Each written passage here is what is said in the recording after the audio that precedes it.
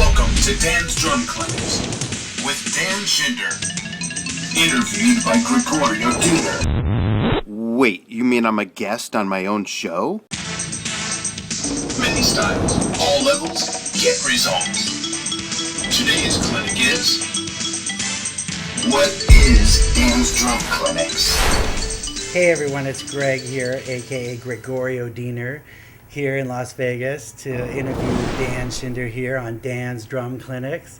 I'm sure you out there want to know more about this Dan's Drum Clinics and what it's all about. So do I. Yeah, right. So the reason why I'm here actually is to find out more about it. I mean, I know you all tap in and chime in and see what's going on, but let's hear it from Dan and see what it's really all about. So can you tell us more about it? Yeah, actually, I guess I'll kind of start from the beginning of Dan's Drum Clinics. It came about because I wanted to teach lessons again. And when I got the idea that I wanted to teach lessons, I thought, I want to teach online. I do a lot of video production. I had a cooking show on TV, and that's where I learned video production. Oh, cool. Yeah, it was really a good experience. Paid the bills for a few years, which Nice. is really cool. Yeah, but more importantly than that, I was able to bring some knowledge and production skills about streaming video and production work and post-production and things like that, and kind of mix it with what I love to do the most, which is drumming. So I thought, why not mix it into the other thing I really love, which is teaching, and teach online so that people have access to it from anywhere in the world where they have an internet connection, which these days... it used to be that third world countries and Wyoming didn't have internet connections. Sure. Then the third world countries and even Wyoming, just kidding, Wyoming, got internet connections. And it's a whole different world now. So now I can reach out to people that can tap into something that maybe even locally they can't get, which is really cool. It's fun. So I designed this format where I try to put together 4 to 6 minute on average lessons of different things. Sometimes each lesson might be at a different level, beginning, intermediate, or advanced. Some lessons address all 3 levels at the same time, and I explain how that works in the lesson. And then I got the idea that with my video production background, I did a lot of interviews and things like that. Sure. And I thought it'd be great to bring on other drummers as guests because it's like guys who love to fish love to talk about fishing. Guys who love to build stuff and tools, they love to talk about their gear and their tools. What do drummers like to talk about? Oh my God, everything from sticks to drum heads, cymbals, you exactly. name it. It's like, what are you playing? How are you playing it? Exactly. Right. And everyone's got a story. Everyone's got different experiences. So everyone brings a different perspective. And I didn't want everyone to just get tired of me just talking about drums. The drum lessons are sort of like part of it. But then when I have someone on, in fact, Gregorio was my very first guest when I was in Los Angeles doing some filming on his Neil Peart style pork pie kit. And we did a little thing called Drum Talk with Gregorio. And that was a big part of the impetus. That was a lot of fun, by the way. Thank you very much. Oh, you're welcome. Your drum clinics was amazing. It was really cool. Yeah. And thank you, because I think it showed everybody that we can all learn from other people's experiences. You're not playing arenas. No. You're not doing recording sessions. I know you play... Some with my friend, my guitarist. No, that's true. But years ago, he used to do gigs, and now you play for the fun of it. And all that. And then you've got people like myself who have toured all over. Right, I want to know more about that, too. Okay, we'll definitely talk about that. But, all these different areas of experience all have very, very valuable information. And I think it's very cool to bring other people on my show and talk about their experiences so that, first of all, I learn a lot from bringing people on. So if I figure I'm not that unique, if I'm going to learn something, there's things that you all out there might be interested in learning. And it's kind of like a buffet. Mm-hmm. And it's kind of like life. I put a lot of things out there, whether it's just me or with my guests, and you could try some things or not try things, whether it's equipment that we're talking about, whether it's different styles of play, whether it's how to hold the sticks, what sticks to use, what drum heads, how to set something up. There's one gentleman I talked with, Lunchbox, whether you've seen the video or not, look for it on the videos. Lunchbox is also a great recording engineer and has an amazing recording He's studio. got a great style. Yeah. I've actually tapped into his Yeah. Facebook page. He's Cool a guy. very good drummer, very good recordist, and we talk about recording drums. Yeah. So you can take from it what works for you and leave the rest behind. But the whole idea is that you never want to rest on your laurels. You never want to think No, you have it you all never know figured it all. out. Yeah, you never always know it all. No. And I don't believe that any one person can learn everything from one teacher. I have a lot to offer you, but there's no way I could teach you everything. There's for lots of reasons, and I think it's just smart that we all listen to each other. Well, that brings up a pretty good question, because I see all these different people, how you interact with these followers. I mean, you have China, you've got Mexico, Yeah.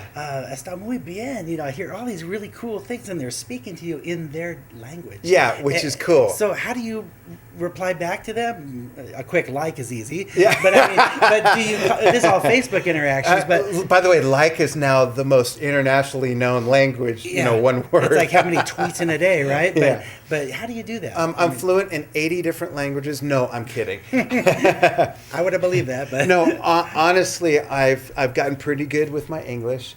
I'm more than conversational in Spanish. Okay. And there are different Spanish dialects, but quite honestly, I use freetranslation.com a lot. Oh, okay. And I sometimes, if I don't know what someone's saying, because sometimes it's even in different character sets. I have people from Russia and Croatia and Eastern Europe that write to me in Cyrillic writing and different alphabets, different characters, Hebrew, which I don't remember a lot of, but people that write in Arabic, all over Asia, parts of India, like you said, China, Japan. There's so many languages out there, and I'm so excited that right now there's well over 50 countries, people that's tapping incredible. Because at the beginning of this, when you were starting this whole thing, I thought, this will be a lot of fun. I'll come by my little drum studio. We'll have some fun. Yeah. But I never knew it was going to explode as big as it has. I did. Yeah, I think you secretly knew. You had a honestly, plan. and I should really clarify that. I honestly had no idea How that big I would it could have. get. Well, as far as how many, the Followers. outreach. Right, I had right. no idea You think that a I'd few, have that 5 or many 10 people. would chime in, but you've got a lot of people, Yeah. and I see new names all the time. I had being no added in. idea that I'd have that many countries, people from different countries Right. following it. But I knew, as far as when I say I knew how big, I know what the big picture is of all this. I know what the big grand design is, and we're nowhere near all the way there. But I wanted to start somewhere to build a foundation and to show people what there is to offer. And like I said, the two main things are the lessons and the guests that come on and talk about their different experiences. And those are the two main branches. Well, here's one little thing that, if you don't mind me interjecting, Yeah. but you were on my kit, and I know you're a big John Bonham fan, and of course we both yeah. love Neil Peart, and there's all these Alan White, the list goes on. Yeah. But I've kept my hi-hats really crispy tight for the last 20 years, because I like to rock on them, and I like that really tight. Yeah. And you got on my kit, and the first thing you said is, hey, do you mind if I loosen them up? Do you mind if I tweak the top a little? Hey, go ahead, do what you want to do.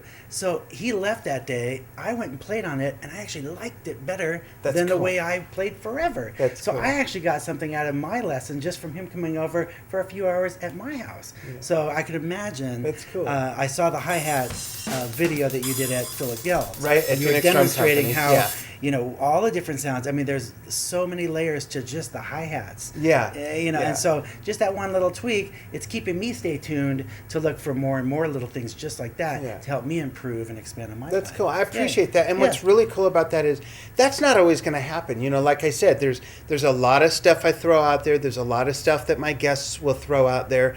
Some of it will just not apply to your liking.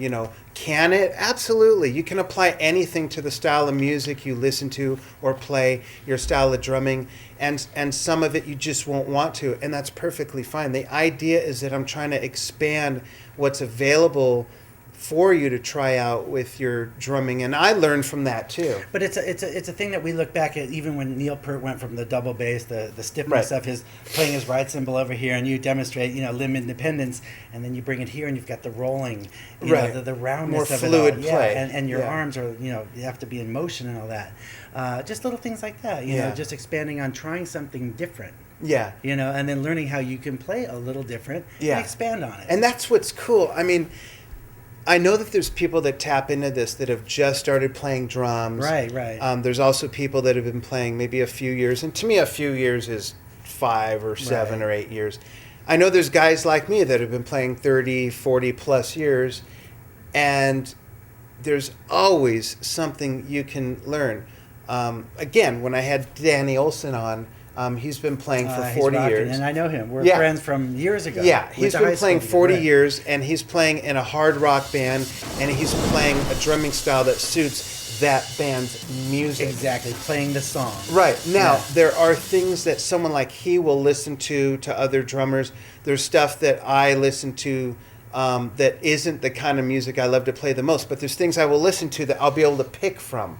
Right. I mean, I'll listen to music that is stuff I may never actually sit down and play, or I won't actually play in a band like that, but I hear things that I say, ooh, I think maybe I could apply that. Or I just get curious about. I think you don't want to get stuck in a rut. So if you say, well, I just play speed metal and all I need to do is go, there's so many, Lars and all these guys will tell you there is so Iron Maiden, much. Metallica. Yeah, Nico McBrain, his drumming has expanded over and over and it is amazing. over the amazing years. Stuff. It is. That style is that style, and you gotta love it. Within any style, there's so much you can apply to. That's what's fun about even drumming. Like it's never the Lunchbox, same. I'm really looking forward to that one. I know you had a great time with him. I know it's coming up. You've been super busy. Yeah. And by the time you watch this, it might even be in the library. And so check it out. my musical background and yours are very similar. I kind of hit the 80s hard, so I really like a lot of 80s. Even when the 90s and 2000 era, like No Doubt, that band style, that drummer of No Doubt is a lot like Lunchbox. Really fresh, kind of that reggae rock going on. Yeah, it's like a great blend. But a little bit more updated. Yeah, a lot of different influences going on there. You just listen to a few little tweaks, and it's just amazing how much I'm learning just from watching his. Right. And I haven't seen your clinic yet, so I'm really, really looking forward to that one. Yeah, that's going to be a nice one. Yeah. He was a great guest to have. And I'm always looking to have other guests, you could certainly private message me on the Facebook page if you're interested. If there's someone you want me to have on or you want to be on, it would take a long time for me to get everybody on, of course. But I'm open to everything. I don't care what kind of style. You don't have to have some monster kit. I love playing a big kit. But that has nothing really to do with anything. And I know you're still evolving, and you may even change it down the road. Yeah, you're going to trim it down a little bit. I am very much evolving. I'm getting a new kit for the first time in 33 years. I've been playing the same setup basically for 33 years. It's a great setup for me. I love it. Sure, monster big. Yeah, it's a really big kit, and I'm getting a new kit for a few different reasons. And one is I just kind of want to reinvent myself. I also found these amazing drums that just sound so good. I mean, your new snare is incredible. My drums were made so different when my other kit was made that I kind of want to live in this century now, which is kind of cool. I can relate to that. With the technology that goes into crafting drums, and so there's that aspect. There's just wanting to change up my playing, and I'm going to play with less drums. It'll still be a decent sized kit as far as the amount of drums, but nothing like what I have now. And it's going to be set up differently too. It's I'm used to having drums over the bass drum and my ride cymbal over here. I'm going to have the ride in the traditional spot halfway like over. Bonham style. Yeah, exactly. Or I've never style. I've never had a kit like that. And you're going to love it. I already know you're going to love it. Yeah, well, when I played on yours, it was a lot of fun. And I watched you play on Phillips, a little different, but you still ripped it on that. Yeah, it's fun to play different setups, and I've said it over and over and over. That's one of the great things about drumming. If I played clarinet and Greg played clarinet and you played clarinet, we all switched. The buttons and valves, the reed, everything's still in the same place. Yeah. But there's no two drum sets the same. And in fact, I'll give you a little clinic nugget right now. Ooh. I think it is smart for every drummer to, at some point, whether it's for a day or for a week or even a year, do something different to your set. Totally. Whether it's the tilt or height of your snare, whether it's where you put the your angles seat, of your tom-toms, right, or your cymbals. Yeah. Take a drum, add a drum, move a drum completely. It'll make you think different. It just makes you think different. So. Hey, so that brings a good question up. Okay. When you were a little boy, yeah, how old were you, and how did you get turned on to drums? I mean, I know my story, and I'll share it with you, but I'm really more curious about your story. Okay. just real briefly, my parents listened to cool music for the time and for the age I was. Was this the 60s or 70s? This was this was in the 60s, and my parents listened to a lot of like. Now these aren't big drumming artists by any stretch of the means, but Simon and Garfunkel and Fifth Dimension. But they did listen. My dad listened to a bit of Yardbirds and Cream and stuff like that. Three Dog Night. So there was some beats floating around the house. Sure. And I had a cousin that was 7 years older than me. I was 7. He was 14. So impressionable enough for it to work a little bit. And he had a drum set. What really got me was being in the room while the instrument was being played. And physically feeling it. I know this feeling the vibrations yeah. touching your skin. Yeah. That was cool. Feeling the bass drum. It was like magic to me. It's like ventriloquism in a way. It was really cool. It actually moved you to watch it and feel it. And it did, because now when I heard music come out of a speaker, it wasn't some abstract, invisible thing that I could only hear anymore. I could flash back onto my cousin's drums. So I would, like most kids do, whether they become drummers or not. And I know everyone out there has a great story, and you may have done this too. Set up a chair, you got your cushion, the armrest, everything sounds different. There you go, yeah. Throw in a pot, a pan, a lid, maybe a tambourine, and play with wooden spoons. I started doing that. A homemade practice pad, like your version of it. Yeah, exactly. And then I finally told my parents at 7, I said, I really want to play the drums. And, to test me out, they got me lessons, got me practice pads, sticks, and I just took to it right away. So they took the leap. Really young, 7, you're playing a drum kit. You know what? It's crazy. That's amazing. When I think back on it, about that. It's crazy how supportive they were. But, I mean, God bless them. I love them for it, because it changed my life. Or maybe it didn't change it, but it paved the way for the path that I've been on for 42 years. But I got that first drum set at 7, and that actually is the set that morphed into the big blue. And it was like a red sparkle, wasn't it? It was. Yeah. It was a red sparkle pearl kit. And it's so funny, and maybe the viewers already know, Neil Peart had a red sparkle drum set, his very first. I think it was a 4-piece. I actually had one too. It was just an inexpensive little something we got at Ernie Ball, back in 1969. But it's so funny. That was the era of sparkle kits. Yeah, right? definitely. And red was popular. Red was huge. Right. How just like with sports cars. Yeah. But then later, and I'll share a small little story with everybody, is that I actually saw you play live at our high school. Yeah, you were in a band, I believe it was called Assault. Yeah. And a good friend of ours, Rick Sakara, was on bass, and Carl was on guitar, and you, of course, were on drums. And I was the most shy kid in high school, and Dan, they were in a cover band that was playing all Led Zeppelin. Yeah. At lunchtime, the entire school went out for lunch, and these guys were setting up, and it was just silent. The crowd was just staring. These guys rocked it. I mean, it was a 35-minute lunch period. Yeah. Or something like that, or 40 minutes. And from, 1 minute to 40 minutes, all eyes on, even teachers and principals, everybody. Even the narcs were standing around watching. The cafeteria watching. didn't sell one hamburger that day. It was just everybody. And I was the shyest kid, and that was one of those pivotal moments in my life where you were a friend of mine. We really didn't hang out much, but we knew each other. Yeah, I was friends with your brother. More my brother, right. Yeah. And but it was one of those things where everybody has that moment where you see something and you just need that extra confidence to say, maybe I could go play live one day and set up my drum set out and do a gig with somebody, or a garage band or whatever. So I just want to share that with you. Yeah, that cool. was a really great time in my life. And that's, everyone has that moment, and that's what happened to me when I saw my cousin play live somewhere, even though it was a bar mitzvah.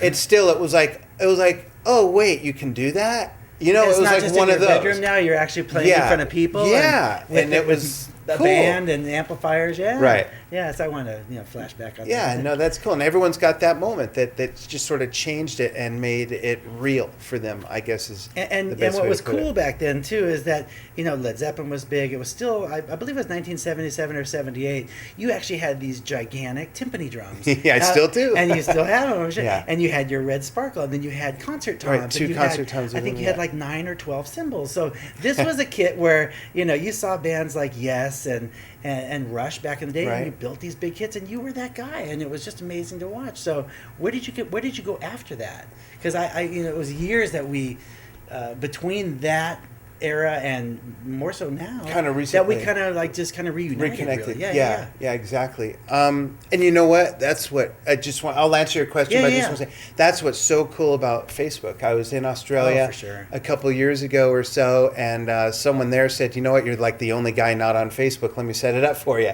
And Greg was one of the first people to find me and sort of reconnect. So Yeah. you know, there was that gap. But where did I go from there? Is that band was together for about 4 years. Now, I did the same thing everyone else does. You know, I was in and out Right. of some bands. But after that, I was in bands playing original stuff and trying to go through the grind of getting a record deal and all of that. Oh, really? Okay. Yeah. And Cool. it was, you know, it's, as most people know, especially from back then, it was different. Oh, yeah. There's no fat guy with a cigar in the back of the club with a stack of contracts waiting to sign the next Or he band might on be, stage. but he's just not happening to sign your band that night. Yeah, Right. exactly. Right. So, you know, I went through all of that, and it was a big learning experience.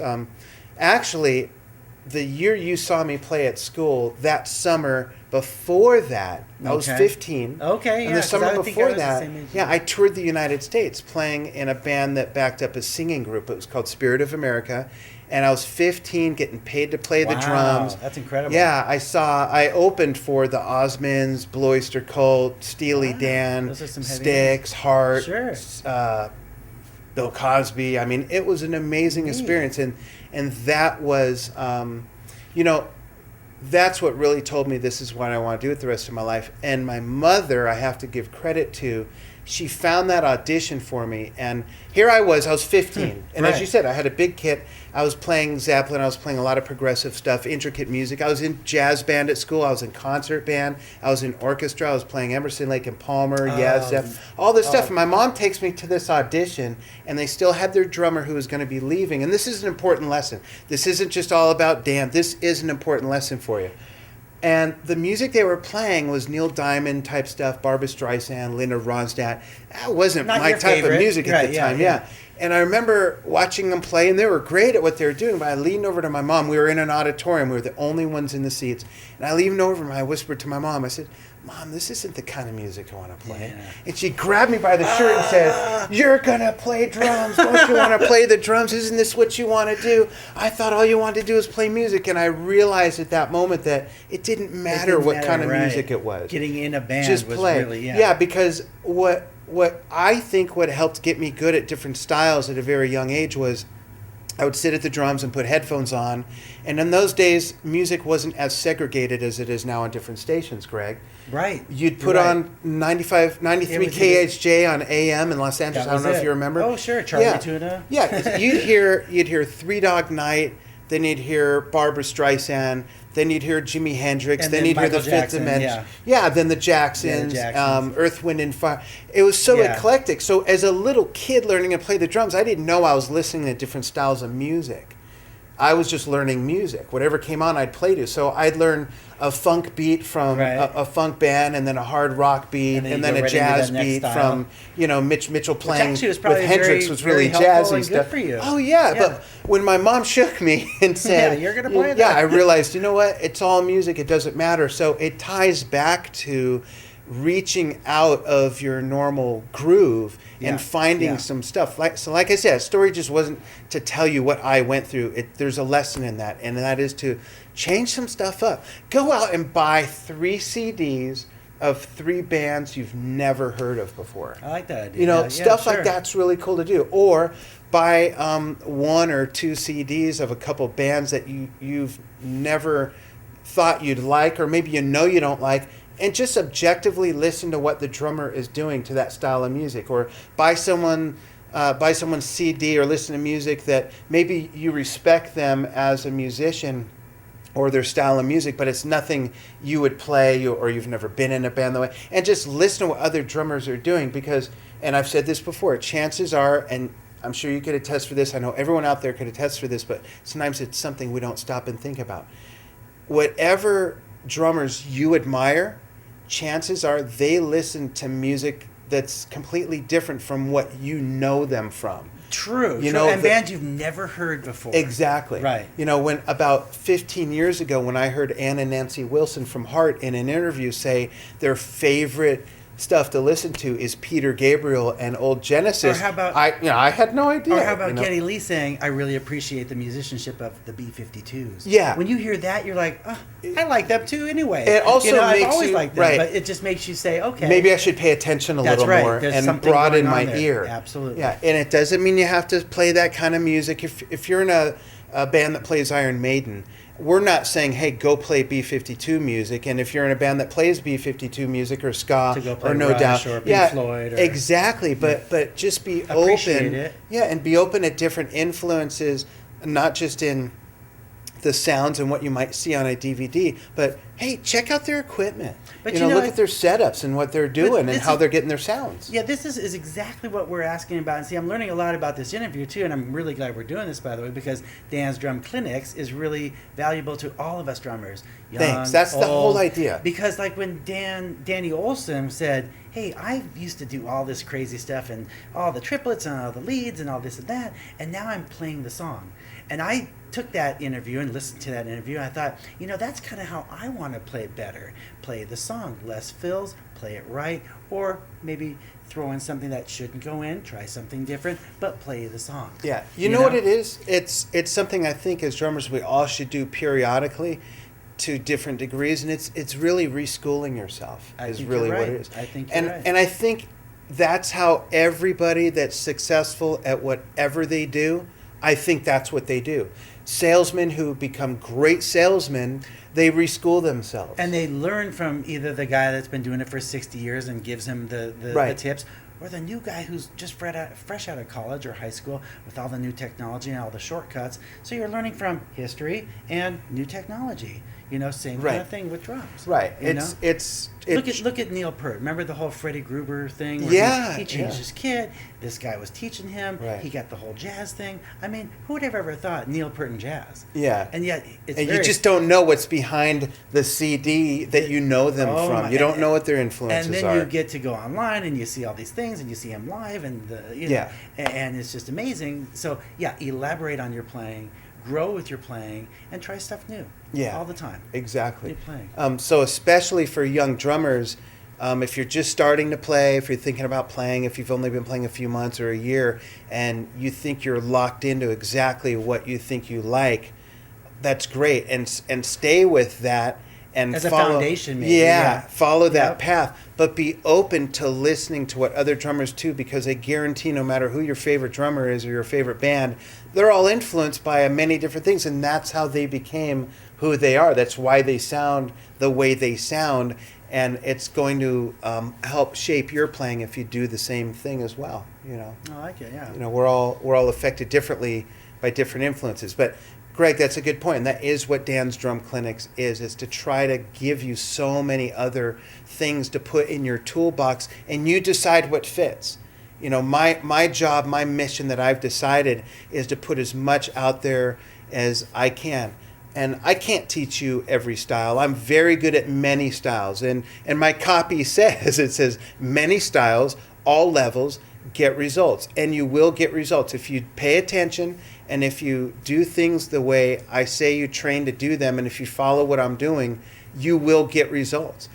And a big part of that is to have an open mind and to be flexible and adaptable, and you will absolutely get results. So I'll bring on other guests that are stronger in other areas of playing that maybe I'm not as strong. I mean, there's just seriously ragtime, Dixieland, shuffle. There's so many different things that influence other styles of music. You may be surprised what you see and hear on the show. Just that little tidbit. seriously. You said ragtime. There's a certain the Dixie band style. Yeah, Listen to Carnival Night. I was just gonna say, when he starts the little shuffle and even with the cowbell and stuff, it sounds like he's in like Farrell's or an old parlor. Remember the ice cream? Yeah, the place? ice cream parlors. That and stuff. sound, the Main Street Disneyland. Totally, that with kind the of stuff. keyboard, the little Yeah, keyboard but playing. it's Carl Palmer and Emerson, Lake and Palmer playing this barely get your head around it Almost like progressive fruity music. peppermint candy, gumball stuff, but it's amazing stuff. Yeah, so I think we always need to stop and open our mind for a minute. And I just filmed some clinics recently that, again, by the time you watch this, it's probably up, so look for it. It's called Low and Slow. Oh, okay. And the lesson in that is really that as a drummer, no matter how long you've been playing, how much time do you dedicate to practicing playing slow? When's the last time you took? Actually, you play like 2 or 4 hours a day on the weekend. On the weekend, least, right? Weekend is my thing. Yeah. Okay, I so work. We all out of have a to 2 work. or 4 hour period, how much of that time do you dedicate to practicing a I slow will tell beat? you that the first 30 minutes to 45 minutes is me playing with no music. And actually, I got something out of your Limb Independence of just the slow shuffle and hitting around the tom-toms, but I did slow the pace down. Cool. And I found out that I can get a note between the note Yeah. and learn how to maybe do a carryover with no note, Mm-hmm. and throwing, you don't have to do something to create something. That's true. You know what I mean? That's true. So- because that's the thing The about timing. drumming. Yeah, the timing. Yeah, creating space. You got air between the notes. Yeah, Bill Bruford made the most profound statement about drumming, and it was, I'm paraphrasing because I don't remember Sure. exactly what he said, but he said what makes drumming sound the way it is the parts you don't hear. That's right. Yeah, Right. and So less is more. The whole comment, more is better. In some instances, it is. Right. But less is more is a good way to start approaching the and drums. it's also what forms a pattern. You Right. could have an extremely radically fast, intricate pattern, but it's still the silent parts in between those 64th or 32nd or 16th notes Right. that create that pattern. Yeah. That And then there's a feel and a vibe that you're like, oh yeah, that sexiness. when you get that- into the groove. Yeah, and, exactly. Yeah. Yeah. Well, that's very cool. I appreciate all those little Yeah, tidbits it's of that. and that's what it's all Yeah, about. sharing. You shared a lot Yeah. tonight. I really appreciate Thanks. it. Thank you so Thank much. you brother. very much. Yeah, It's been yeah, great. it's good. So the listeners and the followers have a lot more to look forward to, right? Definitely, yeah. Keep tapping in, and please engage with me on Facebook page too. I try to stay, in contact with people, and it's easy. I mean, when I say there's only so many hours in a day, what I mean by that is, oh, I'm so busy you can't connect with me. That's not what I mean. What I mean is there really is only so many hours in a day. But if you reach out to me or allow me to reach out to you on your Facebook page, or look at my email or whatever, you'll always get an answer back. I love talking drums and stuff and I've made some great friends that I text with now and talk to on the phone. And, Oh, cool. and they're not all local. I actually just met a guy a couple days ago through my drum clinics page who's also an audio engineer cool. who lives in Las Vegas. His great. name's Alan Strong. Hi, Alan. Right on. But I also talk to people in other countries. There's the Nigel part. in Wales. Yeah. There's Bobby in Bulgaria. There's the guys in the Midwest and the East Coast who I have the privilege of working on the Facebook page Drums, Drummers, and Drumming Right, with. I right. got invited to be an Excellent. admin on that page, and that's Excellent. how I've been able to meet a lot of people, which is really cool. So I guess what I'm saying is stay engaged with Dan's Drum Clinics, and please send me notes. Let me know what you like. You can let me know what you don't like. If I get enough people telling me that there's something that they don't like, and I see a common thread, I'll change it. I'll fix it. I'll try to be better for you. But I think we all have something to learn from each other, and a good teacher always learns from his, pardon the expression, students. I know you don't all see yourself as students of mine, and I certainly don't either. We're all on equal playing field, but I think you understand what I'm saying. When you teach me, I'm your student. We're all sharing drum music together. Exactly. All levels. I by no means Yeah. am on any higher level or Right. anything. I'm simply taking a lifetime of skill sets I've developed and experiences from playing the drums and trying to give you something, because that's how I got what I have, was from taking from other people's experience, whether it's their music on a CD or watching a documentary or sitting with Alan White in his house after I became friends with him and That is very talking to him about stuff. If I learned, I know you can learn from me the way I learn from other people, and I know I can learn from you. So please don't hesitate to contact me, tap in. I love when people invite me to their gigs, because that's the great thing again about sure. Facebook. Create an event. I get invited to stuff all over the world, and my butt is stuck here most of the time. Maybe not just in Las Vegas where I live and work with my wife, but we travel. We have business in Arizona. That's where Phoenix Drum Company is. I have kids here. I have kids there, so we get to travel, take our work with us. But I can't always just hop on a plane and go to Right. Slovakia to watch a gig. I'd love to, and someday I will. You'd be surprised where you'll see me show But up see, someday, I don't- because it'll happen. And I don't know if it was just a few months ago that this all got started. When exactly did we start? I'll this? tell you. This happened. Was it June or July? It was June. June? It It was even End late of May. Yeah, May. it was late May of So just 2012. To me, I mean, and again, blown away how far it's gone and how far it is going to go, is that this international thing has really exploded. Yeah, Is that music, connects the world, kind of Yeah. brings everybody in a nicer place. and that right? is a great point because I don't want to get too Mushy. too mushy or too much political science, but I do want to throw this out.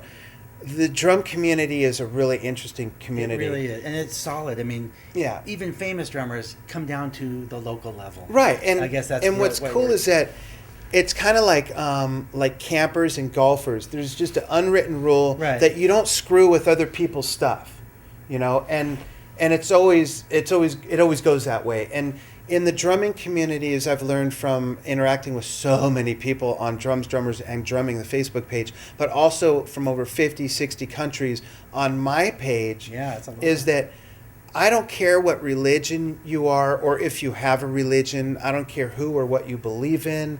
I don't care if you're, unfortunately, I'm sorry, but if you're at the hardest part of poverty and you're only eating every 3 days. I mean, I care. I'm a caring person. That's not what I mean. And I don't care if you're a millionaire, if you've got the biggest, best, most In other words, custom your set in door the is world. open to the world. Exactly. You My let thing is that everybody in, we're yeah. all people. We're all Right. equal. And to your point, music is like any other form of art. It's to bring people together, Yeah, and we're sure all does. equal. And there's no lines. I mean, I stand back sometimes and I look at a comment string and I look at where people are from. And I've traveled enough and studied enough to know that I'm certainly not stereotyping, but I can look at certain parts of the world and have some idea that this person commenting here comes from this part of the world with these influences, and this person's coming from these. They don't always get along, those worlds, those countries, but you know what? When they're on my page or on my YouTube channel They're commenting and thanking stuff, somebody. it's all what the a great same. kit you have, or Yeah. wow, your snare sounds amazing. Yeah. And it's all about the drums. Or again. happy birthday. You know, Sure. we're Yeah. all the same, More is what I'm kind saying, and I comments. love that the drumming and that music reminds us of that. We all, no matter what your beliefs are, or what kind of political turmoil your country's in, or whatever economic breakdowns going on, whatever it is, we all want the same thing. We all want to be healthy. We all want to be safe. If you have kids or your family has kids, we all want the same thing for them. We want good education. We all want the same stuff. We're really all the same. And on Dan's Drum Clinics, I think we we're want all the same. more videos on Dan's Drum Clinics. They're coming. They are coming. I've got a stack that we're trying so But hard to that's- get that's edited. inspiring to hear that. That the fact that you're going to state, to friends' houses, to professional people's houses, or their studios. Yeah, and I'm gonna get back to Australia. We're Yeah. gonna go to Europe. Thankfully, I've got such a supportive lady. She travels with me. Sometimes I'm traveling with her, and I'm putting something together where she's going because she has a project. She's an artist, not a musical artist, but she does visual arts and has an international following as well. She's about 40 times more successful than I am, but that's great because I love seeing anybody's success. And when you love someone else's success, no matter what it is, you're opening your radar. You're welcoming that back in. When you criticize other people for their success or for what they do, you're shutting Yeah, you're doors. not being very humble anymore. You're Yeah, kind of being, exactly. But we will get out more internationally, and it's so fun to be able to tapping in with people and engaging, going back to the engaging thing, and getting to know some people. So, by all means, it's an open door. It's the internet, for goodness sakes. We're just a click away from each other. The only thing really that separates us all isn't really even language anymore. It's simply time zones. It really is. And someone's response, it's just Right. time. Hopefully, it's just time zone, and they're It's not the just next blowing day you in the off. morning, right? Yeah. Thank So, you again, brother. thank you. I That was really very appreciate cool. it, Greg. We're looking forward to Thanks. more of these videos. Thank you very much. Yeah, you got it. Stay tuned on Dan's Drum Clinics. Thanks.